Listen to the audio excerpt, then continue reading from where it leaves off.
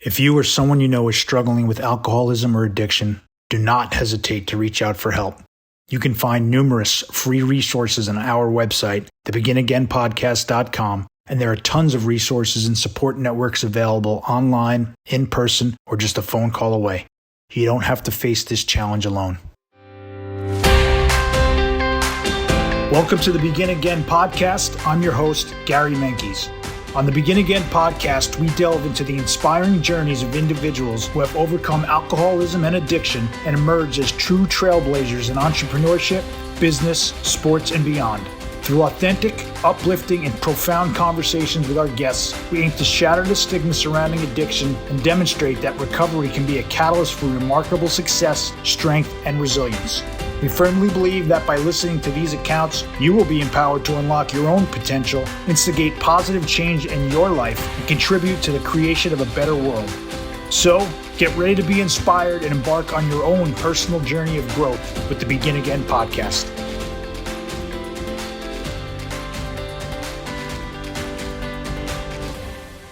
Welcome back to the Begin Again podcast. Gary here. Joining us today is musician, blogger. He is going on 17 years clean and sober, and author of the book, Hide and Seek, A Dad's Journey from Soulless Addiction to Soul Custody.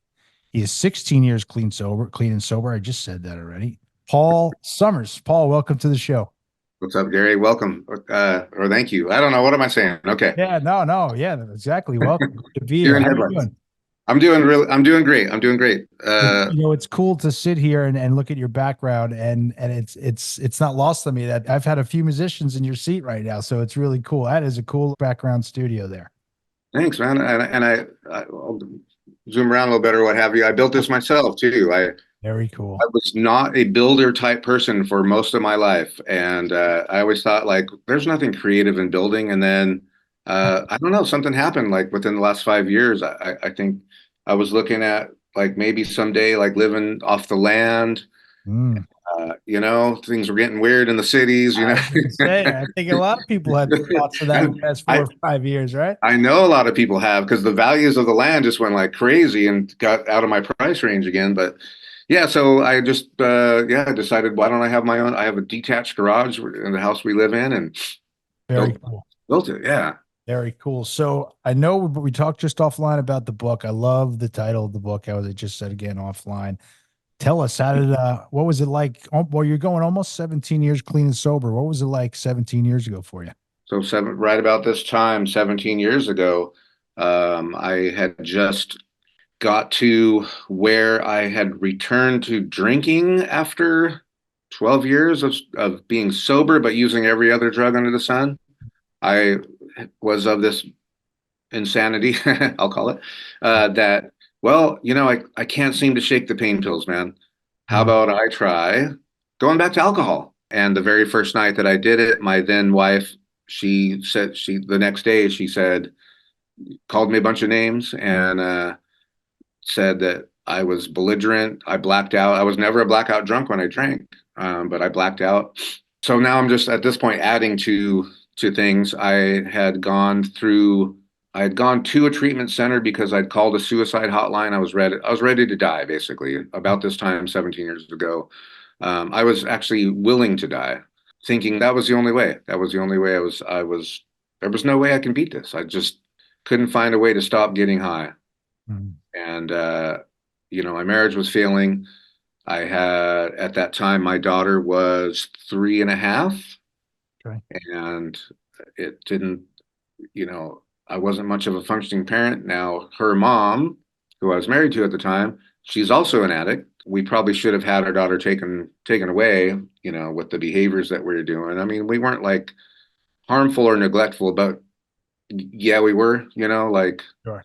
And yeah, I'm just picturing that, like right around this time, I was wanting to hand my daughter's mom the baton and say, just take her, raise her. I'm bowing out. I'm happy to just go ahead and OD and end it. That's about where I was 17 years ago. So. That's, and look where we are today. But so you're calling in from Oregon. Is that where you're born and raised? I am from Las Vegas, Nevada. Las Vegas, Nevada. Okay. There you go. Yeah. And I moved to Oregon in 1995. And the reason I moved, another one of these great addict thoughts, I moved from Vegas wanting to do because I was partying too much. And I thought if I just move, I can reset and I'll be okay. Did a And with geographical, yeah. geographical, and within 3 weeks, I found the meth dealer in the neighborhood. We just got the radar. Oh, hey, buddy, Right. and it was right back to the same old behavior. How old were you this time when you moved? 30, early 30s. Early 30s, you moved to Yeah, Oregon. Okay. And yeah. right away you find the guys. How was it? What was your childhood like? Did you have any issues with your childhood? Childhood trauma obviously comes up pretty much every single episode. So that's why I asked. Yeah, that's a good question. I would say I endured that. My dad he was an alcoholic. He was also a rageaholic. Mm. Um, he was a good, loving dad. Him and my mom, they were married to the end. So they were married 50 plus years. They died about 3 years apart. I miss him every day. I think the world of him, but he had rage, that just scared. And so I'm pretty sure that was, I mean, it was traumatic. Yeah, for sure. I definitely went head to head with him, toe to toe. We had a one point when I was in my early 20s where, and I had to move back home because of a drug problem. um, was living back at home, and my mom had to stand in between us so we wouldn't start punching each other, and so I guess I faced my fear of my dad, but I love the guy so much. I would hate for anybody to be left with this impression that he was just an alcoholic or just a rageaholic. That was part of his personality. He was a very, deeply loving, very musical person. Ah, okay. That's where you got your He, music from, I see. yeah, exactly. Yeah, I mean, I used to have this picture. Is it close by? No, dang it. Picture of my dad. He was in a doo-wop band with four other black guys in the Very 50s, and wow. great picture of him. But yeah, intimidatingly good singer. He was in New York State Chorus back in 50s, and then went to the Wow. Air Force. And so yeah, music was a part of our everyday. He played all those 50 songs all the time. He had 45s, or I have his 45s now, but yeah. But growing up, Fives, do you have his 45s collection? That's pretty I cool. do, yeah. So I'm blessed to have that. I don't have any intention of getting rid of it. It's Ah, you got to pretty hang on amazing to it. though. Very cool. All this, I don't know how much you know about the 50s music, but he was into the underground black music, the Hank Ballard and the Midnighters stuff, and the stuff you didn't hear that was influencing all the stuff you did hear. Wow, very Yeah, cool. I mean, I love music. I'm into music. I wouldn't say I'm very well versed, but I certainly love music. But you also same. did touch upon something that you're bringing up within me is when you said you had that face to face, that kind of showdown with your dad. And there was a time I was where was I? It was, I told you I'm going on almost 18 years sober. It was just about probably 18 years ago or 18, 19 years ago. And I was on a bad run too. And I ran into him, my dad he was with his dog. He was at a dog park and same thing. I really acted out in front of a bunch of people and kind of challenged him. And man, that messed me up for a while, because I have my things with my dad and same thing. I love him too. Yeah, Love death. He's a sweet guy for sure, but we've had our ups and downs. And, I made an amends to him though in sobriety about 4 or 5 years ago, and I held this for a while, but when I tell you I went and made that amends to him, man, I mean, as soon as I started talking, Paul, I started just bawling, and telling him I'm so sorry what I did. And it was all good. And since that talk, just like it tells us in the program, right? And, you go through the yeah, steps and you make the amends. And I made the amends to him, and he and I have been on such a better level, if you will, and we just understand each other in such a better way right now. And so I'm thankful for that. But you brought that up in me, so I just, yeah. the way you described your dad, I can relate 100% same way. Yeah. Yeah, I even had one of those in sobriety where he was being a jerk and I called him out, you Mhm. know. I know I overdid it. I over called him out. At least for me and probably a lot of other people, I puffed up bigger than I needed to. Right. And I really wanted to make sure because he was visiting and he got very complainy about everything that was going on. And he said, well, I'm just going to go stay at a hotel. And I was really insulted by that because it was all those years of my addiction, I never had a place I could put family up. And I was so proud to finally, now I've got my Yeah. life together, come stay with me. Oh, your house is too cold and your cat wouldn't leave me alone. And I was just like, I really thought I had to lay into him about like, you don't talk that way to another man, Yeah. you know? And I regret that, man. I do, because I was really cruel about it, and he was, I think, in shock, you Sure. know, that I still have like, that ability to like, come on, let's bring, Yeah, sure. yeah. Well, we So have those moments, right? And but we learn about ourselves, right? At least I learned about myself when I started writing all that stuff down and writing that stuff down about myself. And I was the only person in the rooms with I was the only non-self-centered ego. I didn't have an ego, so I couldn't relate. But as soon as I started writing everything down, I quickly realized that I guess I do have a bit of an ego in a lot of this stuff, and certainly my part in so many things, right? And but again, I say this a lot, I didn't realize all this stuff until I started writing down on a piece of paper and looking yeah, at my part and stuff, and not to talk the big book, but like step 6 and 7, it's like if you read in the big book, it's like two quick paragraphs. So it's like, all right, cool. I checked those two off onto 8. But the yeah, truth is 6 and 7 is about our defects of character and right, and asking a higher power to have these removed at once. And that's kind of what we're talking about, I think, offline when we got on, is having the self-awareness, to say,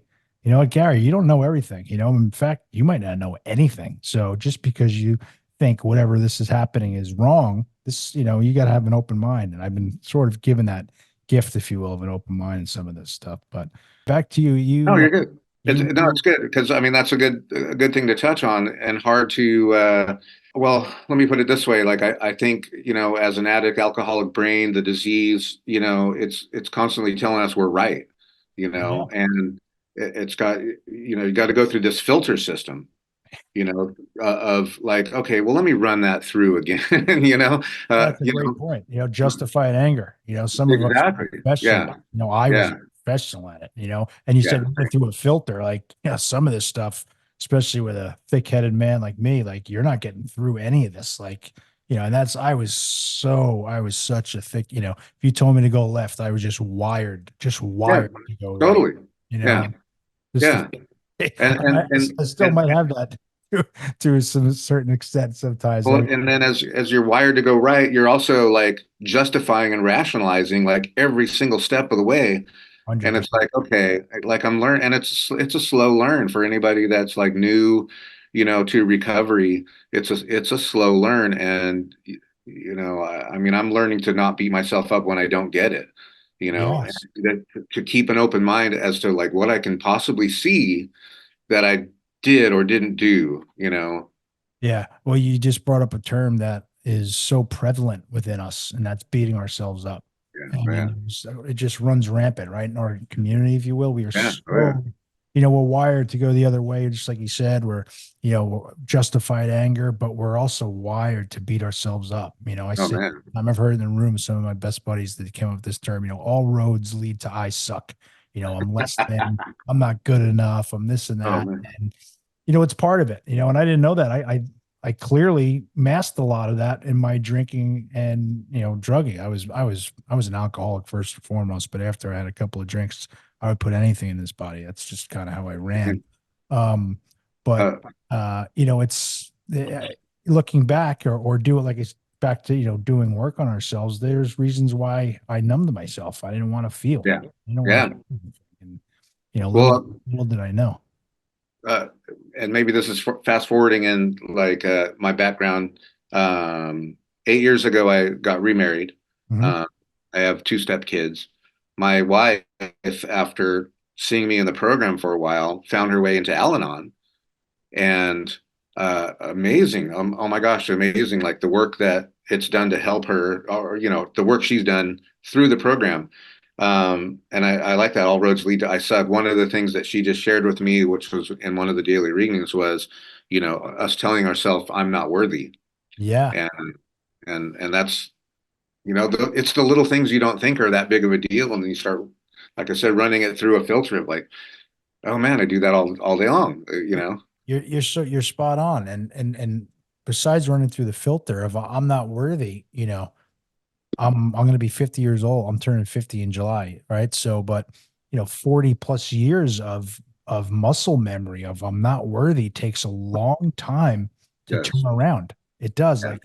Like I'm not wired to, crawl out of bed, first thing and think, oh, I'm worthy. I have to get there.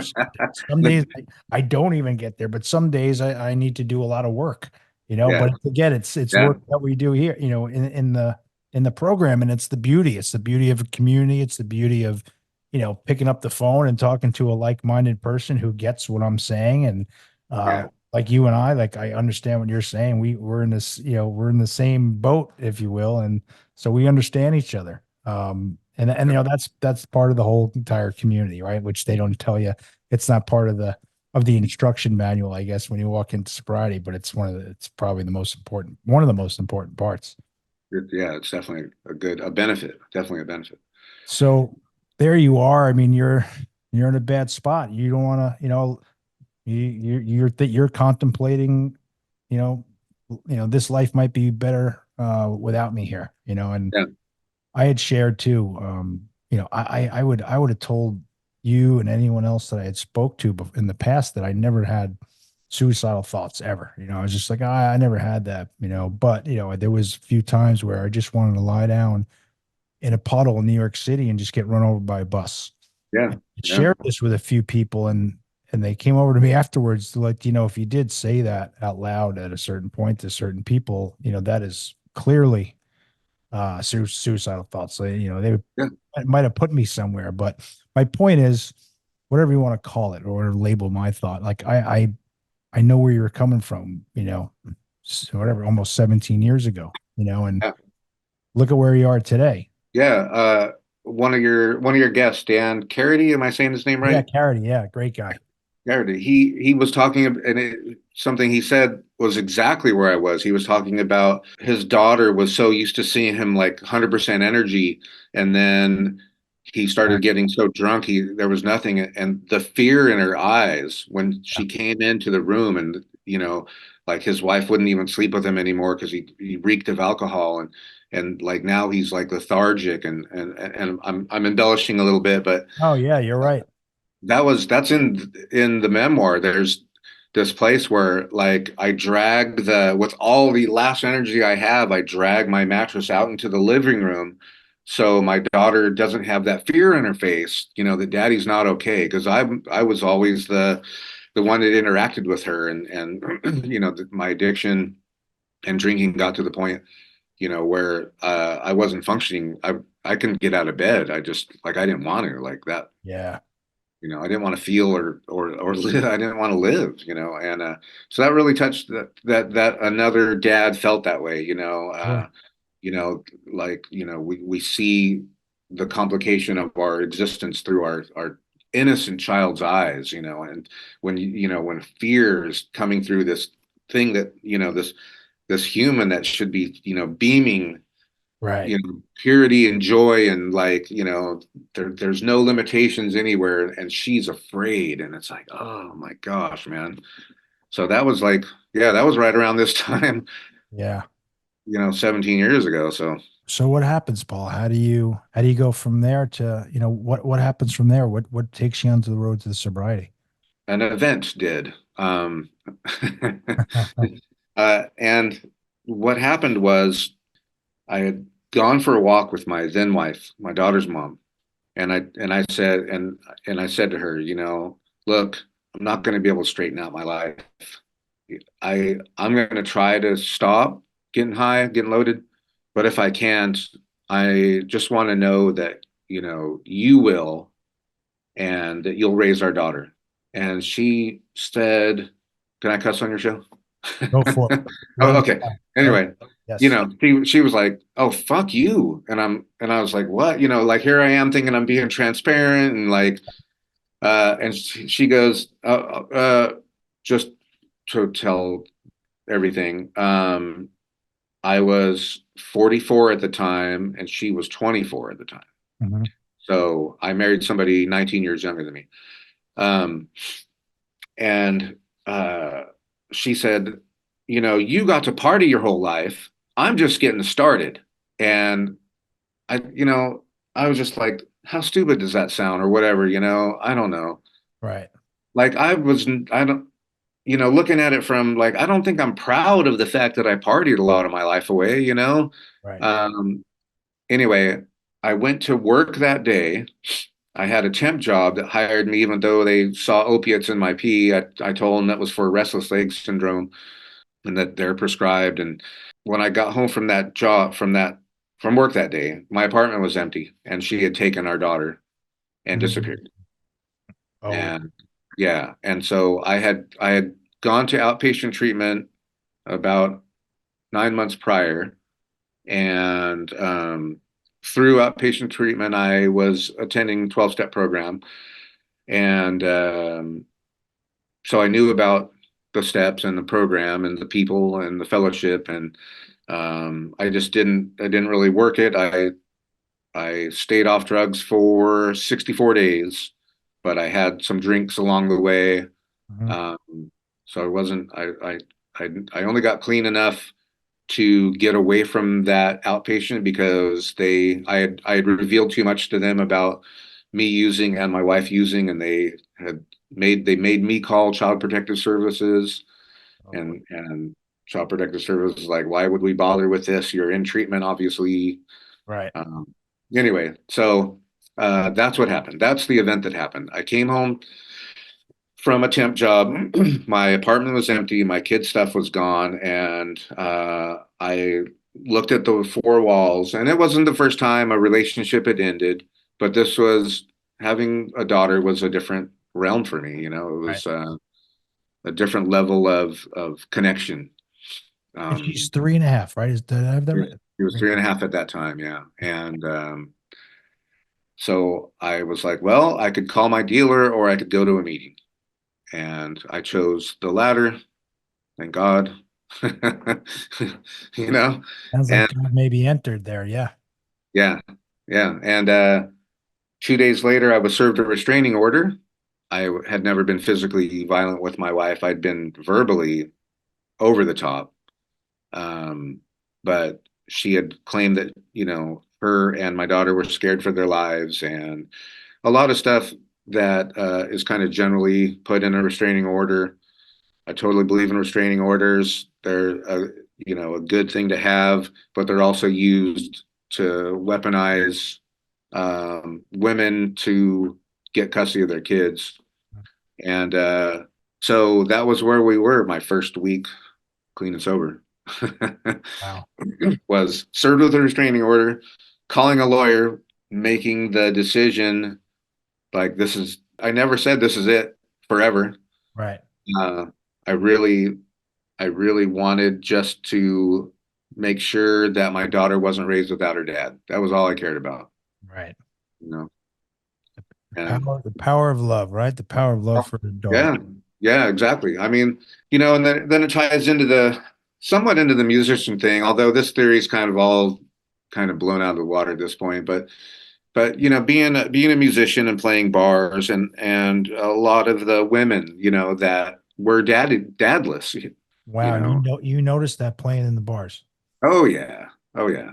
And a lot of times, uh, I don't know, what all I want to get into here, but a lot of times they were more aggressive and yet less open to love. Wow. Yeah. Like relationships that I had, long term, year and a half, and then and never being this this point of like trust and safety with a man, Yeah. and that's like our addictive behaviors. It's something that you fall back to the familiarity, and the familiarity for a lot of these women is that a man can't be counted on, a man can't be trusted. Right. He's just going to leave anyway. He's going to abandon me. Right. Um, That's all they know, right? That's yeah, the exactly. you I know. mean, And so you didn't want that for your daughter, which I I didn't think want is her to, yeah, to beautiful. grow up chasing that man that was this Right. fleeting, like holy grail, and Sure. being disappointed. So you start the journey. You thank God, right? You went to the meeting instead of calling your dealer and tell us about your sobriety. How do you attribute? Because 16 years now that's a heck of a chunk of time. How do you, at least early on, how was the first year? How did you stay sober? Well, the first year, well, I wanted to hold up my book real quick too. Yeah, do it. Hide and seek. There it is. Looks great. Proud of it. Oh, There you are. got a copy in hand this week. So pretty exciting, man. And that's what the book is about. It's my first year of sobriety.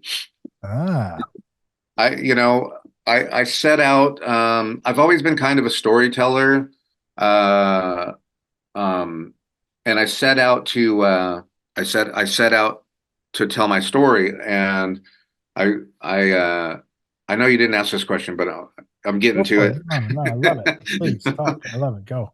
Um, Before I got married to my wife, my wife now. So this is almost 8 years ago. Um, I had this idea of writing about this. I wanted to help men who are addicts who maybe don't have their kids, maybe went through the restraining order process. I wanted to help them. That was my main hope, was to help other men, because we're not the type that go chasing after resources. We're not the type uh, to. I don't think we are like community minded as much Sure. as women are, and I definitely didn't see dad memoirs anywhere. Yeah. I started reading more. I got more into reading books as I kind of was having more time freeing up as my daughter transitioned to her preteen years. It was just me raising her from 4.5 to was it 14 when I got remarried. So about a 10-year period, it was just me raising her. Her mom, there was an unsafe situation on her mom's watch, and that was ultimately what led me to get granted sole custody. Wow. Um, Yeah, and it was something I had been warning the state about. Like, I had shown up in court a few times trying to get a protective order. The original restraining order was dropped in court by the judge. Yeah, a lot of this stuff's in the book, so I'm trying to just like give bits and pieces that might interest, your listeners. And Yeah, no. I think if you share it though, I think people will want to read it more. So go okay, back. well, so the restraining order, uh, This is the restraining order on you, correct? This is yeah, what. the Go ahead. restraining order on me happened, and we showed up for court. My daughter's mom didn't have representation, and so my lawyer said, "Well, can we postpone, the hearing Mhm.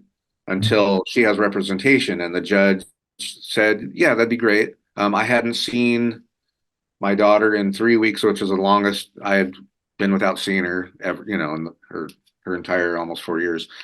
The judge postponed the hearing until after my daughter's birthday, which meant I wouldn't be able to see her on her birthday. My daughter's mom, raised her hand and said, I have a problem with that date. He's going to miss her birthday. She did.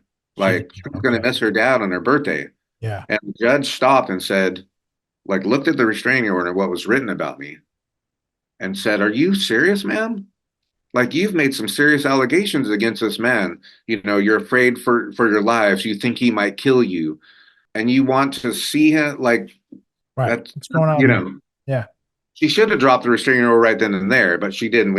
She ended up allowing me to see her on my daughter on her birthday. So that worked out. But that was the start of like this downward spiral for my daughter's mom, which uh, the restraining order got dropped. And then my daughter kept coming to me saying, "Oh, we're hanging out with so and so," and I was like, "Oh my God, the drug dealers." Right. And then the culmination of picking up my daughter from daycare and her telling me about this guy that got into bed with both of them together, and I'll leave that there. Yeah. Um, but that was enough to get Child Protective Services involved, and going through that whole thing. I don't know if you have experienced this, and hopefully not, but people do. But there's hospitals that are good at like fleshing out the details from kids that are that young, Right. And so, went through all that and so tragic, And this is all within weeks of you coming home and to an empty apartment and everyone's gone. Do I have that right? No, that part happening was about, I was clean about 8 months at that point. Okay, so there So, you go. So within the first year still. So yeah, yeah. you're clean and sober this entire time. Yes. And what are you doing to stay sober? Are you active? Are you going to meetings? Like, tell us about your sobriety. Yeah, absolutely. So during that time, I was going to meetings a lot, as much as I could. Yeah, I it was so the first uh, month I was barely able to see my daughter. So I was going to meetings every day. And then what happened was this gradual, like, her mom, oh, I'm sick, I'm really busy. She didn't have a job. mhm. Uh, I got a lot of errands to run, like passing off, passing off, passing off. And it's like, yeah, keep, Right. right? Um, and and I don't know why I'm laughing. I'm fidgeting for some reason. Anyway, Doing great, man. You're doing awesome. You really are. self-awareness, There you go. There you go. So it was getting harder to bring her to meetings. Hmm. She's 4 now. She's 4. 4-year-olds don't sit still very good. Yeah, no, And the other part of that is, she's excited to have daddy daughter time, sure. and I'm focused on people sharing and listening and sharing myself. And uh yeah, it was, I had a sponsor um who also had a young daughter. I had a service position. I actually had two. I got on the hotline. So I immersed myself in service, Sure. especially the hotline, helping people, getting that call. I chose the Friday night. Well, the only one was open was Friday night from 11 to 7 in the morning. And the overdose calls, oh my God, my boyfriend's not breathing. Why are you calling here? Like, what do that kind of stuff. But Yeah, dealing with that, and that reinforces your program, just hearing the absolutely. insanity, you Sure. know, over Yeah. and over. People like, wow, I was just thinking this like 4 months ago. Yeah. I can totally, You were just you there. know, Absolutely. yeah, I can be in denial easily. It's so easy. Yeah, so a lot of meetings, a lot of recovery, a lot of recovery events. I got on the entertainment like committee, in the program. So you Uh, immersed yourself in the program because I that's what I did. did my first year too. Like they would give out a pamphlet in the city, New York City. All I do is go to work, look at the pamphlet, and see which meeting or two I'm going to after work. And that was a glorious year. I got it Yeah, in retrospect, even though I thought yeah, I completely checked out and I thought like I lost all my buddies and like I'm probably never gonna, who knows, but which was all wrong. But just going to meetings sometimes twice a night, yeah, that to have that, and you obviously immerse yourself into your daughter, right? So it's just like, okay, obviously every time your ex-wife needs to drop her off, you're bring her out, of course, right? So yeah. you're programming your daughter, and this is all the first year, and what a beautiful thing for you. Yeah, yeah, and I got employed too. So 2 months into to being sober, I got a job that I kept for 12 years. Isn't it Um, amazing how that happens? Like we just, oh yeah, it's funny. I was working in an industry too, and I was trying to move up for years, even though I would go AWOL and I didn't show up, and I'd come back, and but 6 or 5 months into being sober, I did get moved up. Excuse me, I did get promoted. I did move into a what you call a production role. It's amazing, right? And you work yeah, at you get employed and you get a job, and you're there for 12 years. yeah, yeah. The only reason I quit was to write the book. I Kidding. Yeah, Wow. after my dad passed, my mom had passed first, and then my dad, and they left some money, and my wife and I had been praying about, what can I do to give back, because that's what I wanted to do. But uh, she has an ex-husband who, he didn't contribute to the financials of the family, Right. and she had this big fear around that. Right. And I'm like, well, I'm not going to trigger that fear, I Right. mean, so there was about a year of us just making sure we had some money in the bank, but that doesn't mean everything, and then finally pulled the trigger, like, okay, I'm going to do it, man. I'm going to stay home. I'm going to write this book. I'm going to learn how to be a writer. I'm going to learn how to be an author. So I started taking classes and going to seminars and learning how to pitch to agents and oh yeah. So Wow. I've done, it's been a huge learning curve. The And this journey for you and the book started, did you say 4 years ago? About five. About 5 years ago. Wow, Yeah. that is so impressive to you quit your job and you really immerse yourself once again into this and you go Yeah. and you go Yeah. on a learning spree.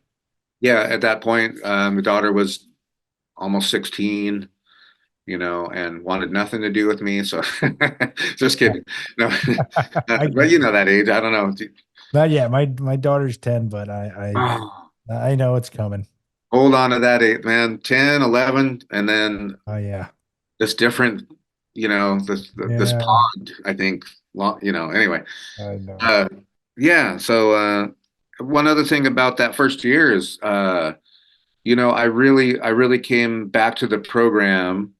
I liked going to meetings when I was suggested to go there through outpatient treatment. I liked hearing what people had to say. I felt for the first time ever like I wasn't alone in the room. So when I came back, but I guess at the same time, like I said, I strung together 64. Is that a good word to use? No, maybe not. I put together 64 4 days off drugs, not alcohol. Mhm. I drank a couple times, and I knew I was lying about getting my 60-day tag, and then my brain started telling me how I'm different from these people. Yeah. Oh, I'm not like them. I'm probably not an alcoholic. I'm probably not an alcoholic. And so I went back and I tested everything out. Okay, so when I returned, I was broken, man. I was seriously broken. Like I had lost my wife and my daughter, and I was looking at being kicked out of where I lived because she had buried the bank accounts, like she took all the money out for herself and disappeared. And I was just like, wow, I've always been a functioning person, especially financially. Like that was something that even on dirt poor musician wages, I always, had a car that was registered and Mhm. a place to call home, that I rented or whatever. And um, I was just like, wow, I've never been this low. Like I'm really literally broken. And so in that first year, it was like taking suggestions, no matter how uncomfortable they made me. I think that was a huge part of it, you know, not just going to the meetings and the fellowship and having a sponsor and working the steps, but it was like being open to people that had been doing it. Paul, that is such a big part of my story. Being Yeah. open and being, even though I didn't want to a lot of the times. So I came in, I went to rehab in 2002.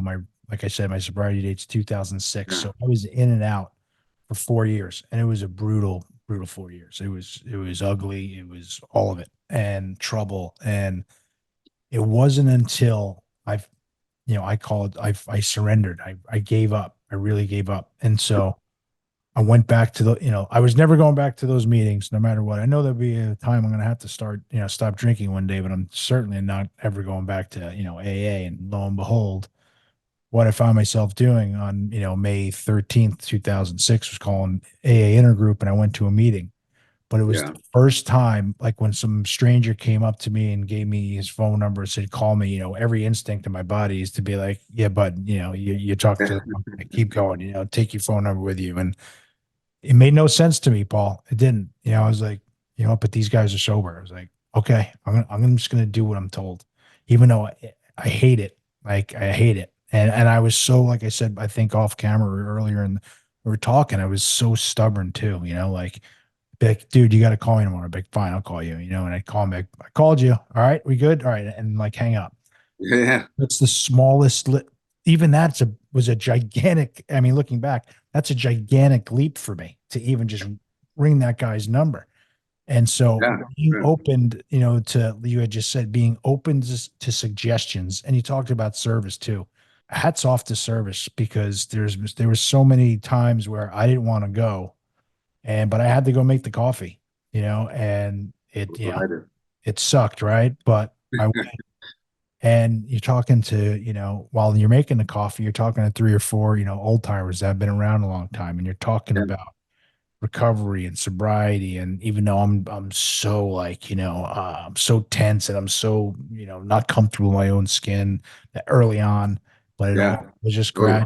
all gradual. And yeah, like being open to those suggestions. And again, and then some of the stuff, then I finally, I did find a sponsor, and I did write down all that stuff down. It was the first time I shared any of that stuff with any other human being ever, Yeah. you know, and it was a freeing moment, totally freeing, Yeah. Yeah. The coffee. I laughed because I thought you meant your coffee was bad, but Well, that too. I didn't care what they thought, I know but mine was. I don't think it was good for sure. uh, the feeling that just having somebody come up and say thank you so much for doing this. Yeah. Well, and it's like, wow, I don't remember anyone thanking me when I was getting loaded for like anything I did, because it was all about me. I was so, 100%. everything was so self-attacked.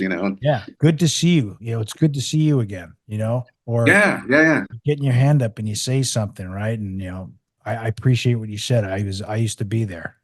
There's another table. There's a table. It was called the meeting was called PAX. It still goes on right now in Manhattan, New York City.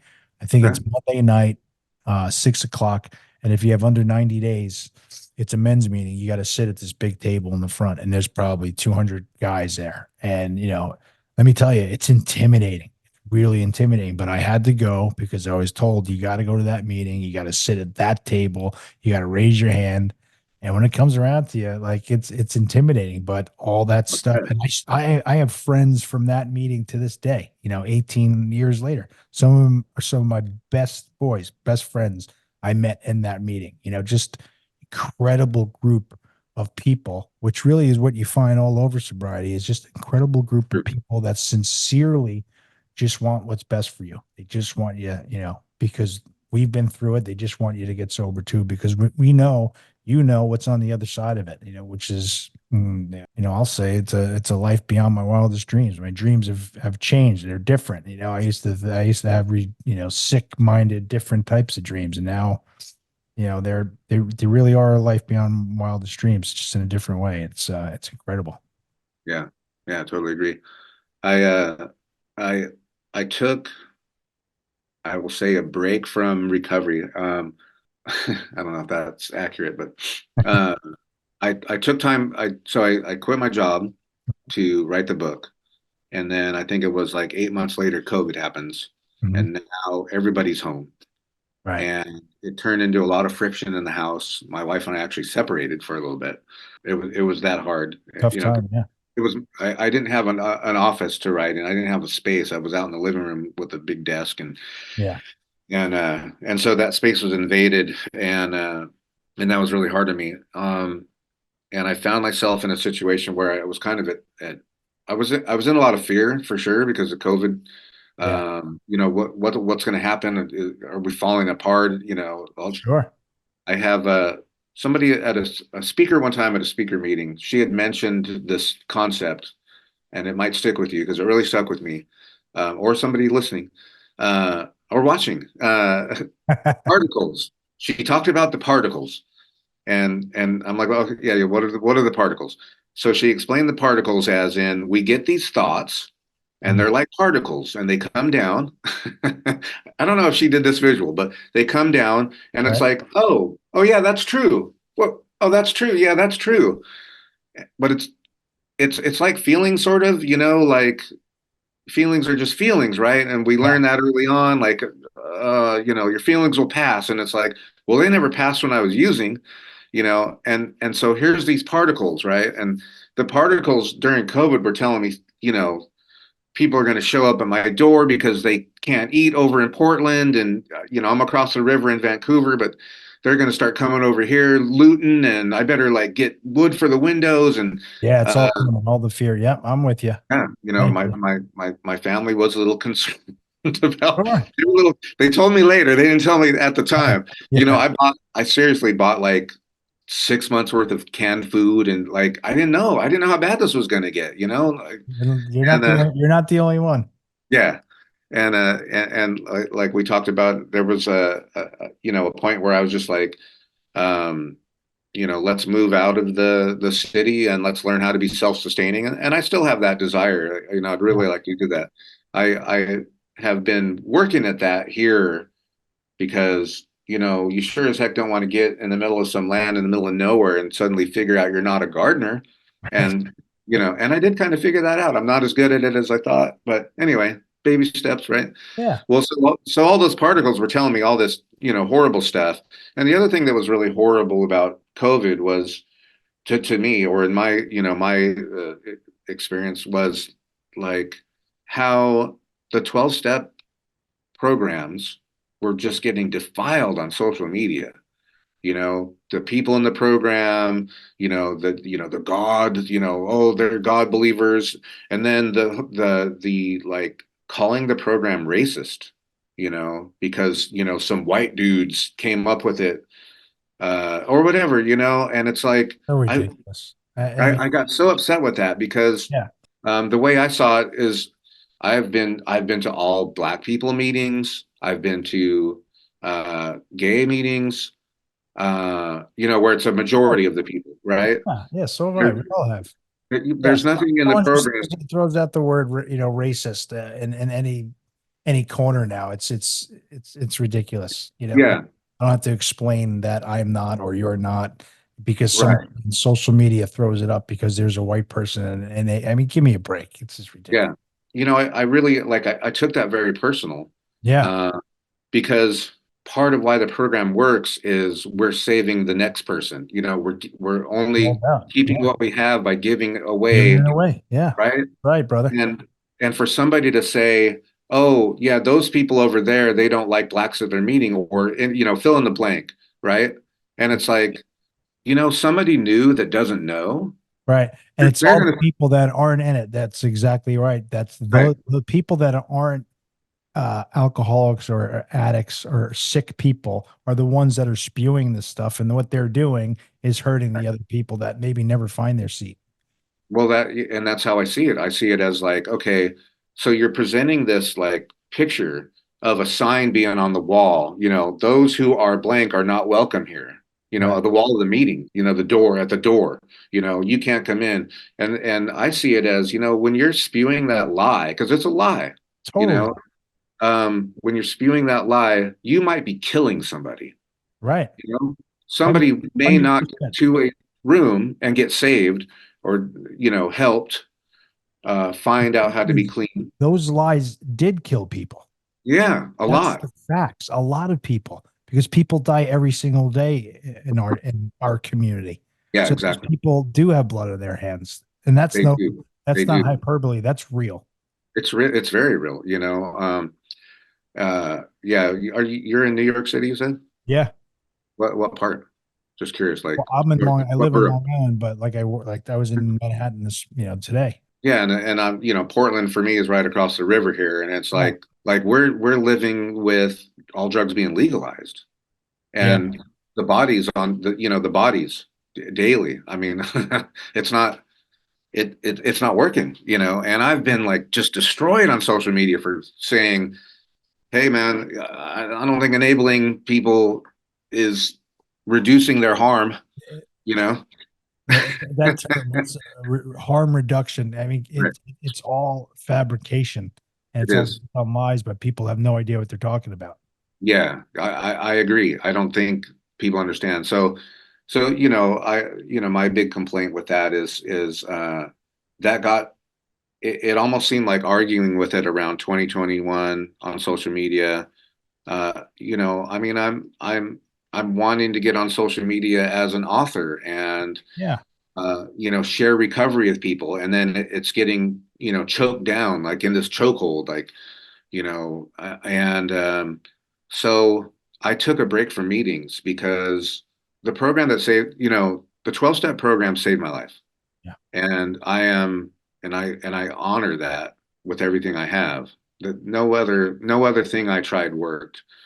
And I don't want to say the wrong thing ever and have somebody, especially like if there were a relapse or something like that, but Right.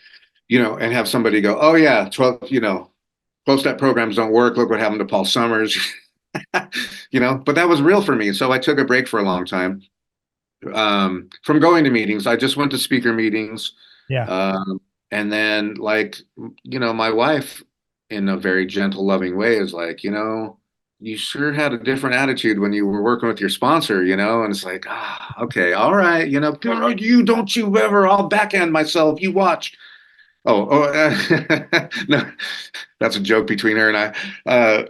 And so I was like, well, she's right, man, but she said go left, so I'm going to go right, right? And but what's funny is like, so my stepdaughter, her daughter or our daughter really, has this boyfriend in recovery.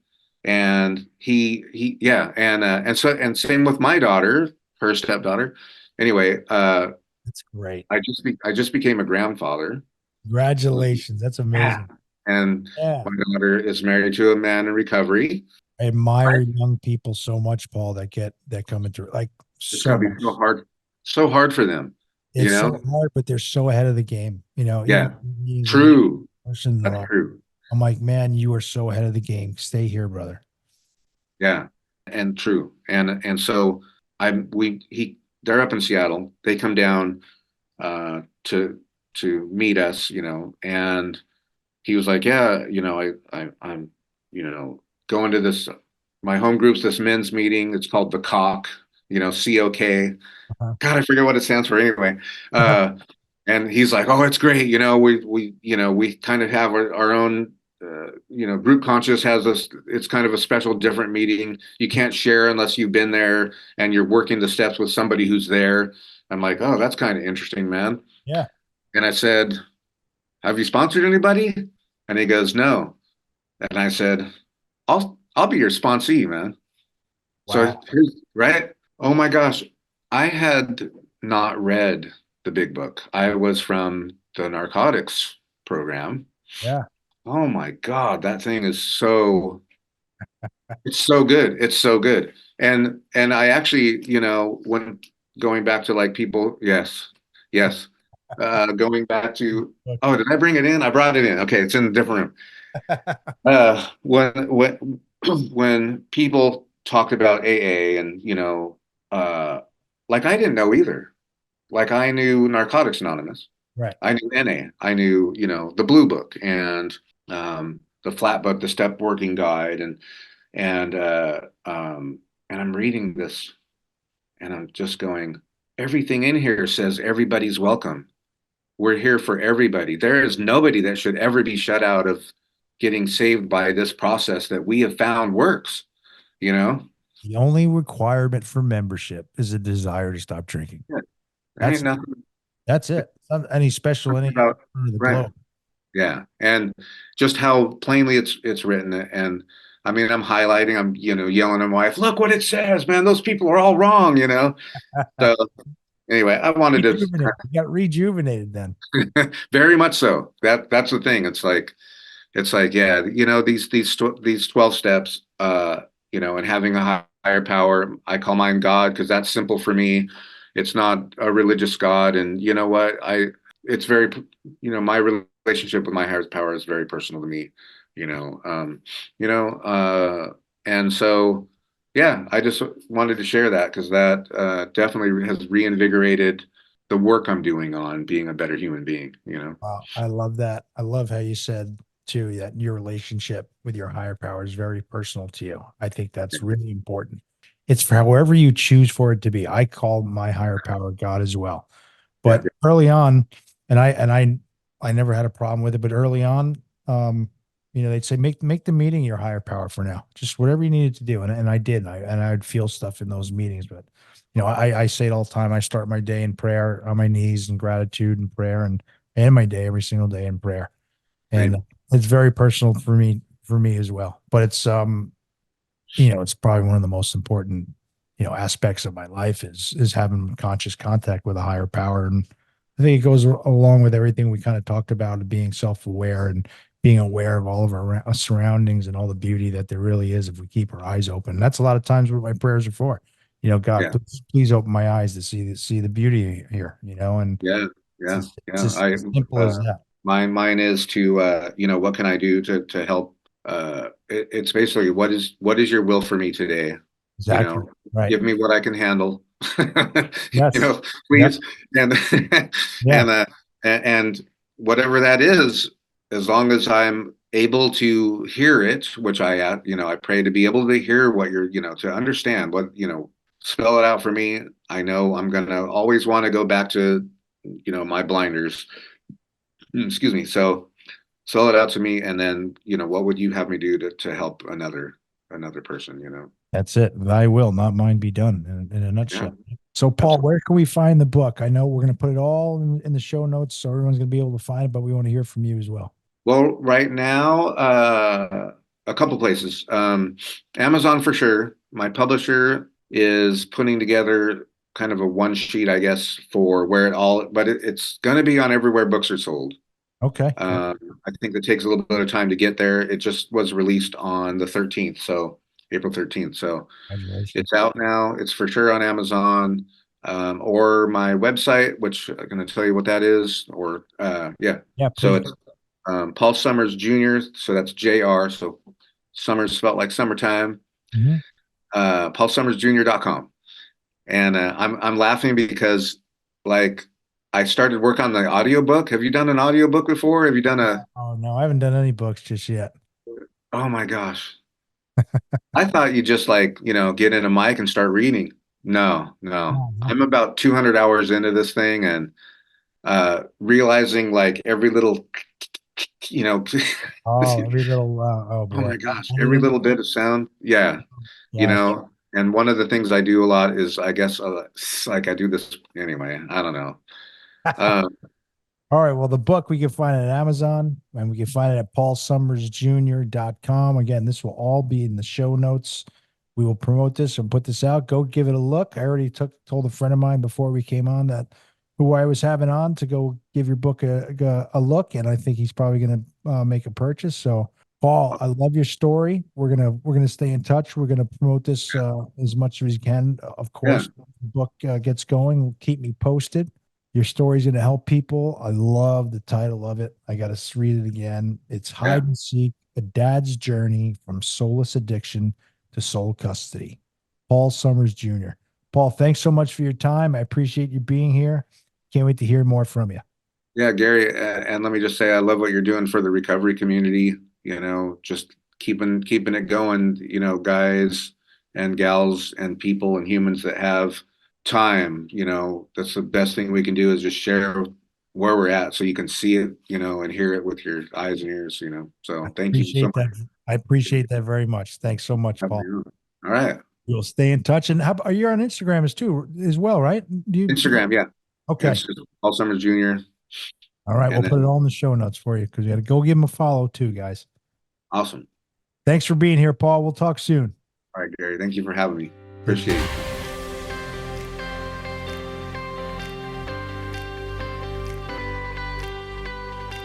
Thank you for tuning in to another powerful episode of the Begin Again podcast. We sincerely appreciate your time and support.